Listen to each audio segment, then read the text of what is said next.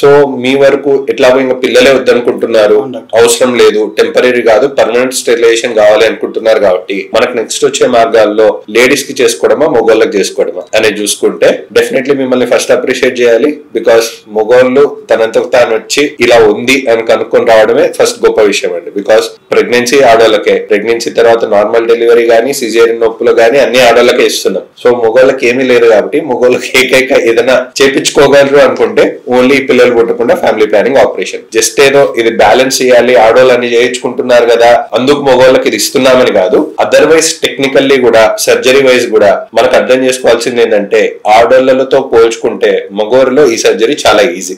ఎందుకు అంటే ఒకటి ఆడోళ్ళకి మనకు ఓవరీ అంటే అండాశయం అనేది ఎక్కడ ఉంటుంది, కడుపు లోపల ఉంటుంది. సో ఆడోళ్ళకి చేసే పర్మనెంట్ స్టెరిలైజేషన్ ఆపరేషన్ ని మనం ట్యూబెక్టమీ అంటాం, మగోళ్ళకి చేసేదాన్ని వాసెక్టమీ అంటాం. సో ఈ రెండిట్లో ఏం చేస్తాము అంటే ఆ ఆడోళ్ళలో అయితే ఎక్స్ వెళ్ళే పైప్ ని మనం బ్లాక్ చేసేదాన్ని ట్యూబెక్టమీ అంటాం. మగోళ్ళలో అయితే టెస్టిస్ అంటే వృషణాల నుంచి మనకు పెన్నిస్ అంగం నుంచి మనకు వీర్యం వస్తుంది కాబట్టి టెస్టిస్ నుంచి పెన్నిస్ వరకు పోయే పైప్ ని బ్లాక్ చేసేదాన్ని మనం వాసెక్టమీ అంటాం.